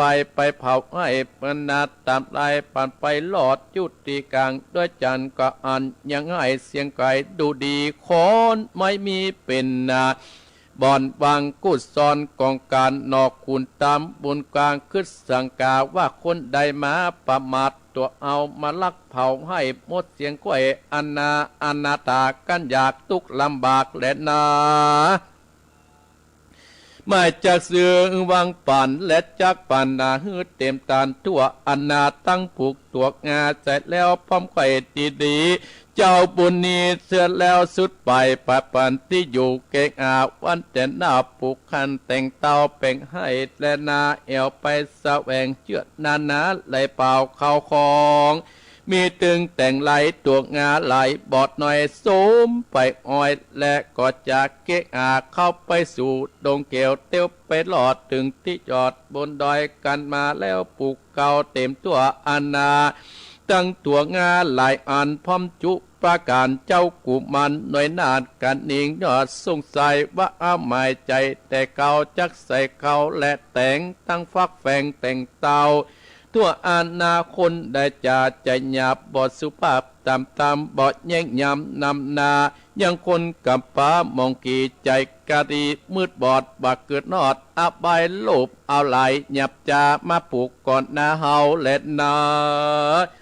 บ่ป่อนยะกำจรไหลโอนเป็นคนข้าใจหรือเป็นคนยศใหญ่เงินนาเฮานี้นาใครพอแจ้งต่อตาตนนอทศพลบุญใหญ่หลายอันว่ากวนแป่งตบน้อยฟ้าพอก้อยคืนวานเที่ยงได้หันเป็นแกนมันแม่นคนใดดีเจ้าจอมไตกินกูบ่อ่อนหูขีดยาว่าคูณอินตาเจ้าป่าเป็นเด็กลาส่งสวรรค์ได้มาปงปันแต่งใจฮือบุตรวิสุกรรมมากระตำแป่งหางช่วยจุปาการสมบุญปันแก่กวางยำทุกอ้างมองขีดเนาะมุดีติวายไขหูอุบายว่ายิ่งใจโลกลายำหยับจามัวดำจักมาลบน้ำเอาไอ้อันตนหมายไว้ดมอ่อนจริงอวันไปอ้อยจักแป่งตุบน้อยอาศัยในดงไปป่าสาวพอเฝ้าคืนวานนา สุดเสียงสังกาปิดจารณาแล้วเจ้าหน่อโจดเปรยอดโพธิญาณก็โกออกจากดงดานรีบห่างไปสู่เงื่อนตนก็มีวันนั้นแหละนานิทิตังกิญญาสังวันนานาวิเศษจากห้องเหตุสุพมโมฆะกุมารนังไข่ฟ้าเป็นเจ้าคำใจก็นิ่งไปอ่อนเป่งตุบหน่อยที่หัวพ่อไปที่กำจักไฟอ่างสันได้ขอพี่น้องสตาท่านผู้ฟังจุงฟังแทงผูกต้นสองวันอาทิตย์หน้าเกาะบังคมสมเด็จเสด็จเอาละศรัทธาญาติโยมบรรดาพ่ออุ้ยแม่อุ้ยพ่อออกแม่ออกพี่น้องศรัทธาท่านผู้ฟังทั้งหลายอาตมาภาพได้เทศนาเทศธรรมตามที่ญาติโยมได้ได้จ๋าได้บอกได้กล่าวที่อาตมาภาพว่าจะเทศธรรมชื่อว่ามาเก้าหางสุพมโมฆะนางไข่ฟ้าโดยท่านเจ้าภาพวันนี้ก็มีร้านสันติสุขร้านเภสัชสันติสุขแม่เพนเขาเตียระในอเนกชัยกวินตานไปฮือกับปอดน้อยปันแม่เงินตานไปฮือปอดสัญชัยชัยกวินเป็นต้นโดยอานิสงส์แห่งพระธรรมเทศนาท่านเจ้าภาพถึง3ได้เป็นเจ้าภาพก็ขอฮือบุญกรรมบุญจูของท่านเจ้าภาพเวลานี้ก็5 โมงครึ่งแล้วเนอลุกได้แล้วเนอศรัทธาญาติโยมนำธรรมบุกนี้มีเรื่องอยู่ว่าพุทธเจ้าเฮาได้ได้จากับลูกศิษย์ลุงหามีโกฏัญญะเป็นต้นเป็นประธานมีพระมหาโมคคัลละได้กันได้กล่าวเรื่องธรรมมาเก้าหางสุพมโมฆะกุมารนางไข่ฟ้าว่ามีเมืองหนึ่งชื่อว่าเมืองมัตตุรนครเนี่ยมีเมืองชื่อว่าเมืองชื่อเมืองมาตุรครมีพญาเจ้าเมืองชื่อว่ามาตุราชมีเมืองชื่อว่ามาตุรครพญาเจ้าเมืองชื่อว่ามาตุราชในเมืองมาตุรครนี่ท่านทั้งหลายก็เมืองนี้ก็อุดมสมบูรณ์ไปด้วยพืชพันธุ์อาหารคนก็เตียวไปเตียวมาถึงมีกาแม่ขายมีสปะสปันคนเฮาอุดมสมบูรณ์ไปด้วยเพราะว่าพญาเจ้าเมืองชื่อว่ามาตุนครปกของบ้านปกของเมืองเป็นอย่างดีมาเอารัดมาเปรียบไผ่ด้านทั้งหลายโรคร้ายก็บ่เกิดขึ้น โรคโควิดก็มีในเมืองมาตุนครนี่นะ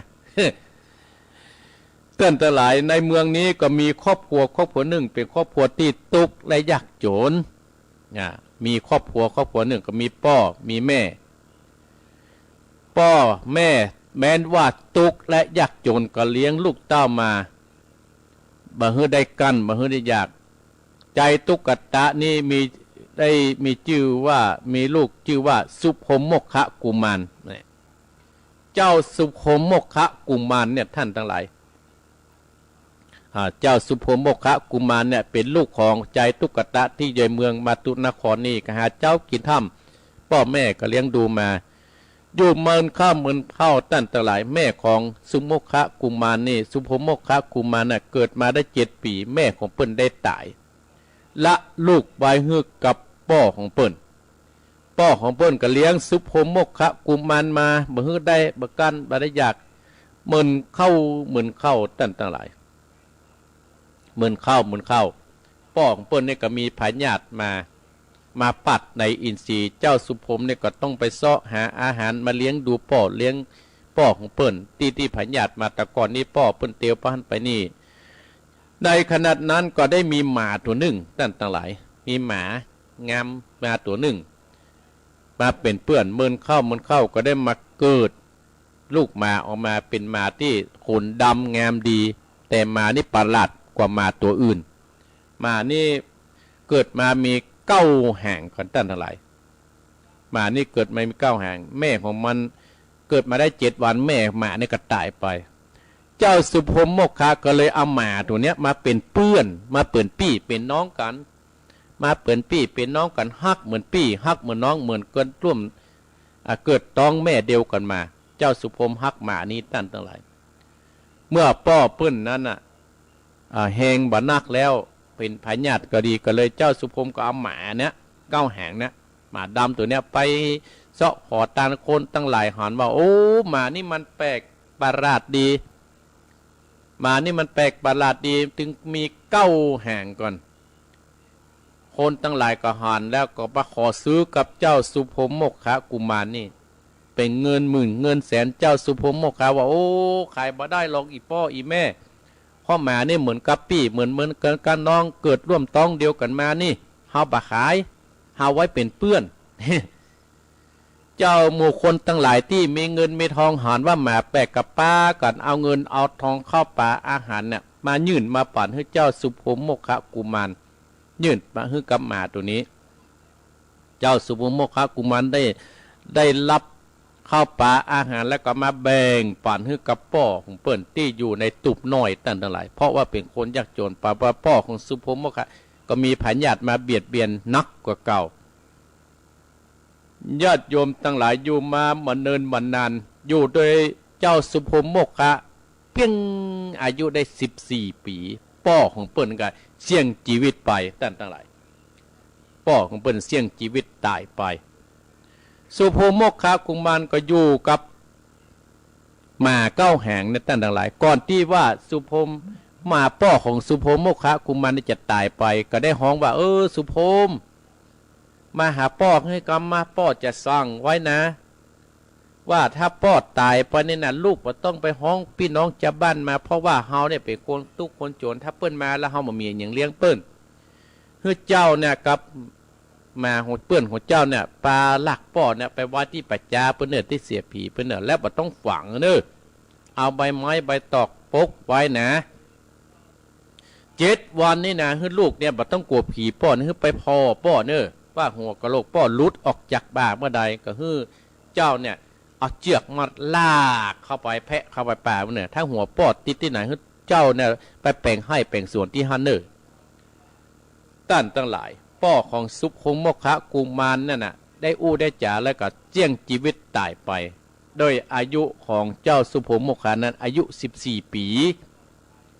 ตายไปเรียบร้อยแล้วเจ้าสุพรมก็รวบรวมพลังกันลากโซป่อพุทไปไว้ที่ปัจจาแล้วตัดไม้เนี่ยใบไม้มาโปกโซป่อเปิ้นปกโสปอเปิ้นที่ในปัจจา7 วันนั่นกะสุพรมกับเตียวไปพอว่าหัวปกโลกป้อที่เปิ้นกรรมผิดตายเปิ้นสั่งว่าจะได้เจ้าสุพรมโมกขะกุมารนี่ก็ปฏิบัติตามกรรมป้อมาโดยตลอดเบยบักคัดขึ้นเพราะว่าเชื่อกรรมป้อเชื่อกรรมแม่เนี่ยตั้งหลายเป็นลูกคนดีของป้อของแม่เหมือนว่าป้อตายไปก็ยังปฏิบัติตามคำสั่งสอนของป้อเตียวไปปัจจา7 วันจนกะหัวกะโหลกป้อเปิ้นเนี่ยลุดออกจากบ่าก็เอาเชือกหรือว่าเถาวัลย์มามัดหัวกะโหลกป้อลากกะ อายุ14นะอายุ15 14เนาะลากหัวกะโหลกป้อเปิ้นเข้าแพะเข้าป่าไปลากไปจนไปอิดปนเหนื่อยตั้งหลายปนป้ออิดจนเหนื่อยกึดถึงกำปองไม่จะไปติดติ้นหน่อยเหมือนที่ป้อว่าหัวกะโหลกก็บ่ติดที่ไหนไปติดพวกในป่าเลิกปัดตั้งหลายในป่าเลิกที่อุดมสมบูรณ์ไปติดอยู่ทุกปูนเจ้าสุพรมโมกขะก็เลยกึดถึงกับเพราะว่าอันนี้คือที่ให้ที่ส่วนของเปิ้นจะปลูกบัดแตงเพื่อจะปลูกบัดเต้าเพื่อจะปลูกถั่วเพื่อจะปลูกงาเพื่อจะปลูกขิงจักคาไข่หลายเอาไว้ขึ้นไว้ขายก่อนนี่กัน เนี่ยตั้งหลายเรียบร้อยหมายว่าเรียบร้อยแล้วเจ้าสุพรมโมกขะกับป้าหมาเก้าหางปีกมาบ้านวันพรุ่งนี้จะไปเที่ยวเพราะมันค่ำแล้วในขนาดนั้นตั้งหลายพญาอินตาก็ได้สั่งคนมาสั่งลูกน้องมาช่วยเพี้ยวช่วยปัดไอ้กะไปแต่งเจ้ามาสุพรมโมกขะปิกไปโอ้ไผ่มาตัดไม้ของเขาเนี่ยแต่ว่ายังเป็นป่าหรือว่าจะมีคนมาลักอย่างเงี้ยกะกึดต่างๆนานาหรือว่าคนที่เปิ้นมีเงินมีทองเองกะกึดต่างๆนานาตั้งๆละกึดสปะสปันละกึดสปะสปันจนแล้วก็ปิกมากับปิกไปแหมไผ่มาขุดไผ่มาขุดไผ่มาถุยดินไผ่มาเอารถไถมาถ่ายมาก็จะแต่มีพญาอินทร์เนี่ยเพิ่นมาช่วยตั้งๆหลาย ก็จะปลูกอันอย่างกับมีได้หมดก็จะมาโอ้เลยตัดสินใจแปลงตูบกันได้นั่นหลายแปลงตูบเพราะว่าไผ่เนี่ยที่จังมาเนี่ยให้แตนเฮาเนี่ยแกแปลงตูบแปลงตูบรักโพพอตูบนั่นก็แปลงเรียบร้อยก็ตั้นทั้งหลายเจ้าสุพรมแปลงตูบเรียบร้อยแล้วอีพ่ออีแม่ถามเรื่องว่ามาก้าวแหงผูกทั่วหนึ่งเจ้าสุโภมโมกขะกุมารนางไข่ฟ้าจบตัดที่นี่อัตมาภาพก็ประสามารถที่จะจะจ๋าเล่าผูกที่สองต่อไปเพราะเวลาของอัตมาภาพใกล้จะสุดจะเสี่ยงขณะนี้เวลาตี 5:35 นาทีแล้วเนี่ยอีพ่ออีแม่การละเวลามันก็ล่วงพ้นไปเรื่อยๆศรัทธาญาติโยมยิ่งปีพศ2564เนี่ยท่านทั้งหลายถึงวันนี้เนี่ยถึงวันนี้วันที่29สิงหาคมแล้วตั้งแต่มกรามาท่านทั้งหลายอีพ่ออีแม่ชีวิตคนเฮานี่ก็อยู่ยากนะการละเวลามันก็เปลี่ยนไปอาตมาภาพภูมิใจที่ศรัทธาญาติโยมที่ติดตามตัวอาตมาภาพปะละปะทิ้งอาตมาภาพบละปะทิ้งเม็ดน้อยลุงป้าอ้ายเนอะ วันนี้ว่าจะมาแทบได้มาแล้วก้าเป็นอย่างเนอะนึ่งก็โทรมาได้เม็ดน้อยอยู่ปุ้นอยู่เม็ดลีมปุ้นเพิ่งยังมาหาอาตมาภาพคราวก่อนนั้นป้าแนนพรก็มานอนนี่ได้เป็นเกินเดือนปุ๊การละเวลากับล่วงพ้นไปตั้งแต่หลายเราอยู่ยากเพราะฉะนั้นเราก็อยู่ด้วยความอดทนเอาบุญเป็นที่ตั้งเนื้อศรัทธาญาติโยมอาตมาภาพก็ได้รับความเมตตาจากบรรดาศรัทธาญาติโยมช่วยกันเติมแท่งเมื่อเมษานั้นได้เกิดพายุพัดสลาบดินแล้วนะศรัทธาญาติโยมห้องครัวอาตมาภาพก็เสร็จละปีนี้ก็ได้รับความเมตตาจากศรัทธาญาติโยมที่เป็นเจ้าภาพการเทศของอาตมาที่มาเอวหาอาตมาภาพแม่จรูนเขานี่ที่จะมาหาอาตมาภาพแม่น้อยป้ออายเขานี่ที่มาช่วยกันมาบริจาคบัดนี้ห้องครัวก็จะแล้วละได้สองอย่างฮะอันนี้เป็นบุญเนาะบุญนั่นก็คือศรัทธาช่วยเติมเจียแห้งเนาะเอาละศรัทธาญาติโยมก็ขอบคุณเจ้าภาพแม่เพนข่าวเตี้ยและนายอเนกชัยกวินได้อุทิศบุญกุศลทำบุญนี้ให้กับปนน้อยปันแม่เงินจินาอิและอุทิศสะสมกุศลให้กับปอดสนชัยชัยกวินและล้านสันติสุขเนอที่เป็นเจ้าภาพในจนเจ้านี่เอาไผ่ไข่ขจ๋าก็ตี 5:36จะก็ประมาณ10 นาทีสุดท้ายนี่เนอโทรมาที่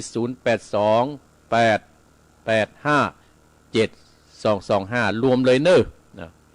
รวมเลยฟังแล้วเป็นจะได้ก็โทรมาได้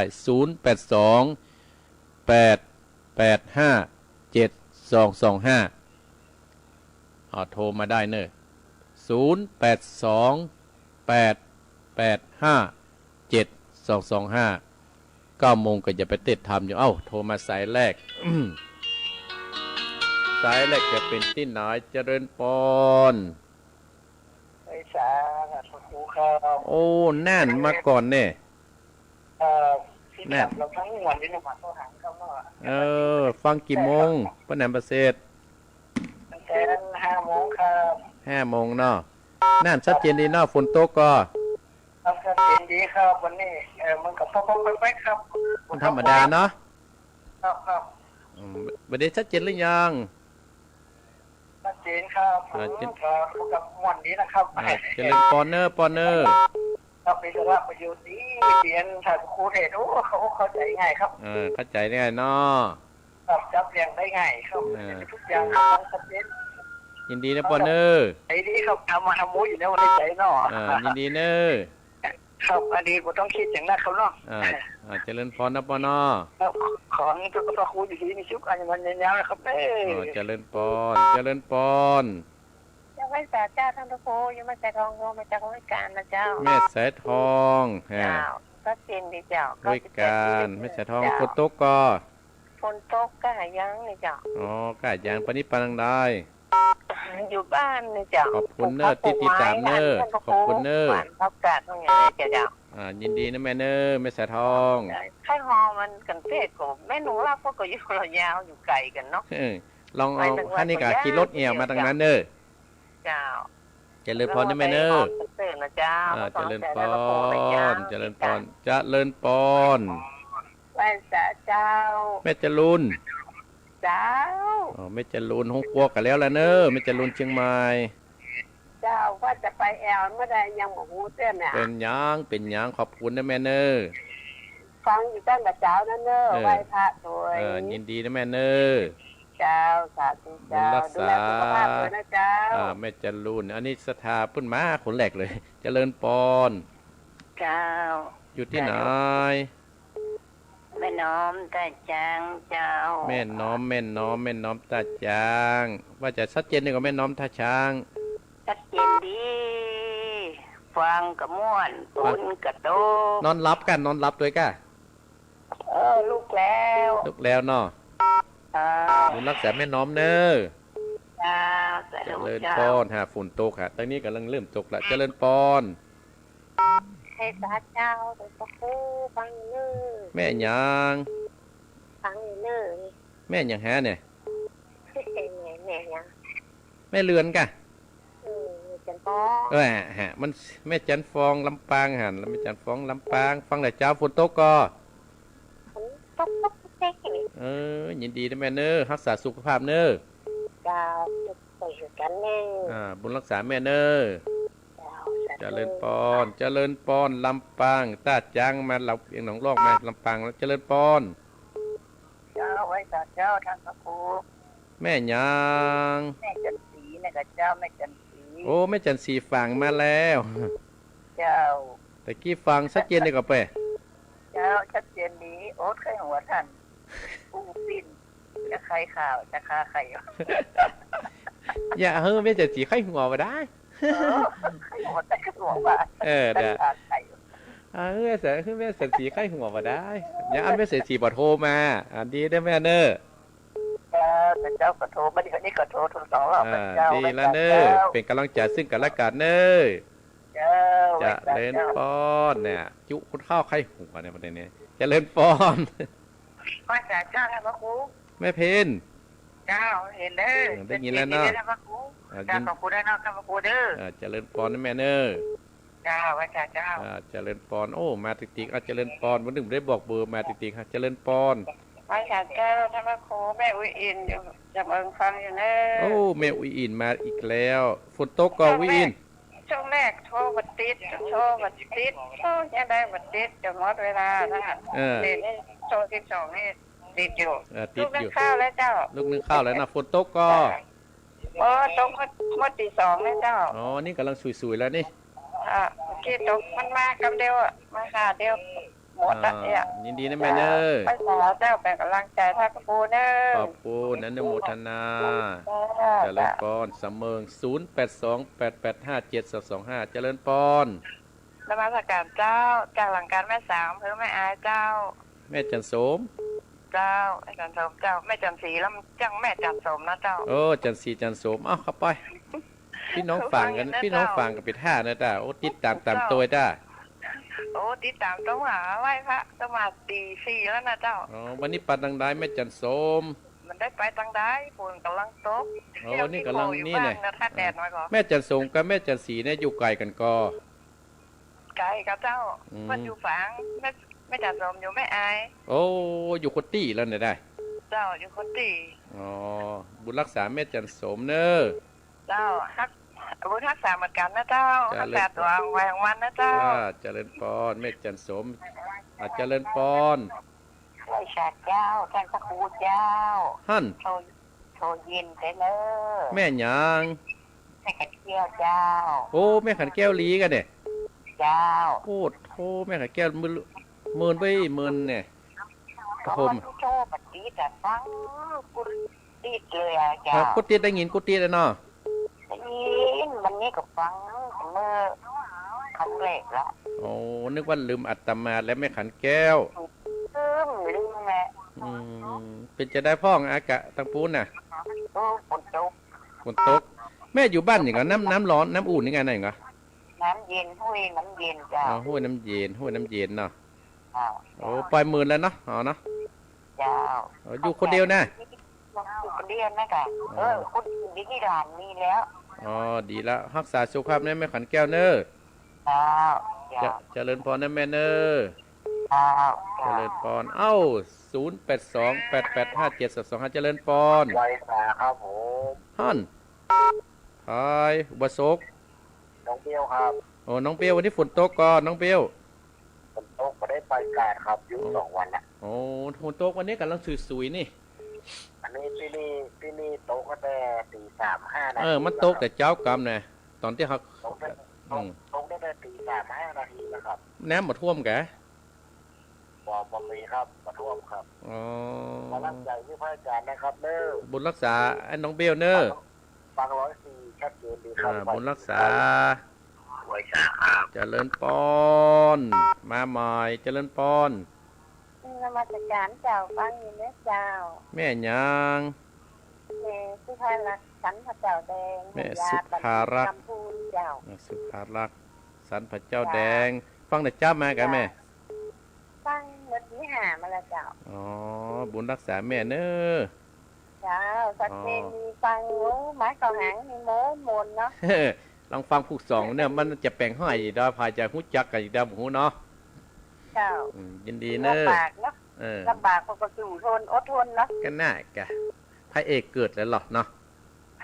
เจ้าเจริญปอนนะแม่เนอแม่สุภาลักษณ์เนอเจ้าขอบคุณกำลังใจพระครูนะเจ้าไว้สาธุอนุโมทนาสาธุเจริญปอนครับกราบไหว้สาครับอันปงน้องไปไหว้พระก็อยู่เนอปงน้องป้าบุญธรรมเอาแล้วเนอจะพูดจะสุดท้ายตอนนี้แหละนะโอ้เด็กจังหวะคำแรกเนาะฝนตกก็ตกคนชื้นแล้วครับแต่ว่านี่ตกอยู่เนอนี่ตกอยู่นะตอนนี้นะบุญรักษาป้อนเนอจุ่มเย็นทั่วเนาะบุญรักษาป้อนเนอครับกราบไหว้สาครับเจริญปอนบุญมานี่มากรรมเจริญปอน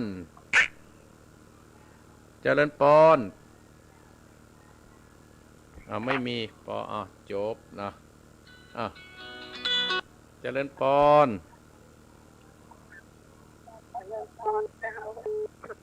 ว่าได้ยินแล้วนะดาวมาประการเจ้าอยู่ที่ไหนแม่แม่ลิมเจ้าแม่ลิมอำเภอแม่ลิมอันอยู่บ้านนิเวศเก่าเจ้าบ้านกษัตริย์นิเวศเก่าบ้านนิเวศได้กะนิเวศเจ้าแม่ลิมเนาะแม่เนาะ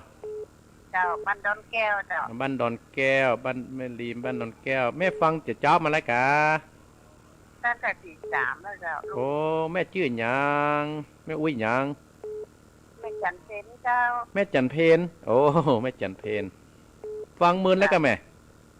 พันหมื่นแล้วเจ้ากำลังโทรมาวันนี้นี่เจ้าโทรหลายเตือนแล้วบัดนี้เจ้าโทรหลายเตือนแล้วฟังทำมาแล้วเนาะเจ้าฟังผูกสองติดหน้าเดอะแมนเนอร์เจ้าเจริญพรฮะคืนเขาอันไหวพระแล้วเขาวันหยาดน้ำแล้วเขาแจ้งมาเขาไปทอกประตูบ้านมันแบบเป็นอย่างก็มาเป็นยังดีกับแม่ไปทอกเมื่อคืนมาไก่ไปเต่านะแกไปทอกมะเจ้าเนี่ยก็ดีแล้วแกเจ้า